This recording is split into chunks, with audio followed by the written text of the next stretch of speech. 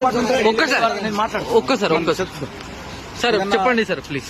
Press పరంగా పల్లవి ప్రశాంత్ ఏదన్నా mistake ప్రవర్తించుంటే I'm sorry నా తరఫున.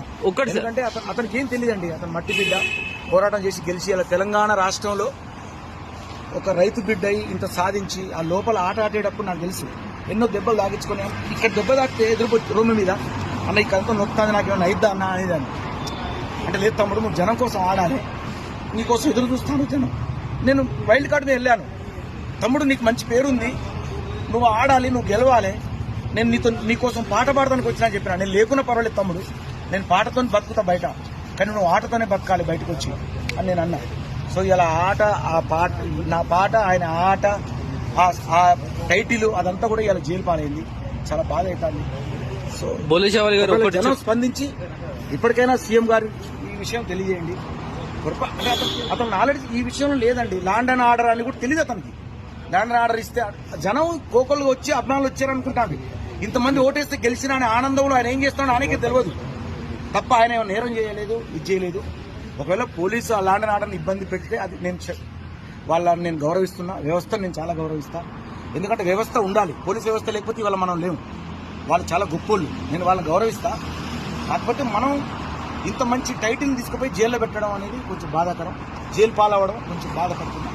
సారీ బాయ్ అన్న. ఇంకా ఆర్టిస్టులు ఎందుకు రాలేదన్న?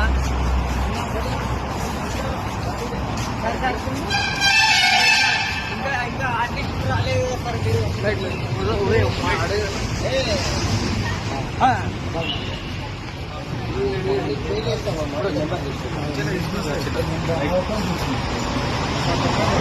పోలీస్ చావలి గారు స్ట్రాంగ్ గా ఉండండి సార్. మీరు కోల్పోకండి అన్న, ధైర్యం తెచ్చుకోండి. నేనంటే కన్నా నాకు లోపల జరిగింది నాకు తెలుసు కదా. ఆయన ఎంత కష్టపడ్డాడు జనం కోసం, జనం నన్ను నమ్ముకున్నారు అని చెప్పి అతను ఒక్కొక్కసారి ఏమైతే కూడా తెలియదు ఆ ఆటలో. అది నాకు తెలుసు.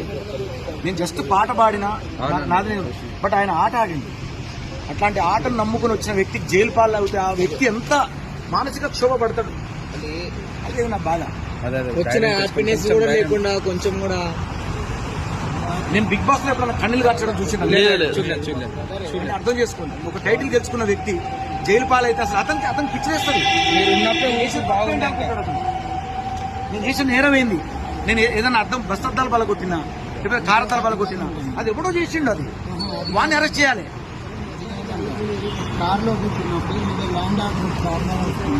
తెలీదు అసలు ల్యాండ్ ఆర్డర్ అంటే ఏందో అతనికి తెలీదు. నేను చెప్తున్నా కదా, అంత నాలెడ్జ్ లేదు అతనికి తెలియదు.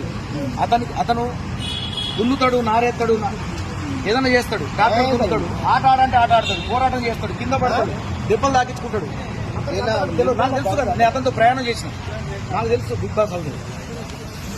అతని క్యాప్టెన్సీ తీసేస్తేనే నేను ఏడ్చిన లోపల. అలాంటి మనిషి నేను.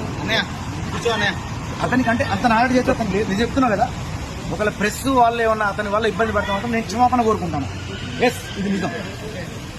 పోలీస్ వ్యవస్థ కూడా నేను క్షమాపణ కోరుకుంటాను. పోలీస్ వ్యవస్థ ఎస్ నిజం చెప్తున్నా. Love you. ఆ వ్యవస్థ లేక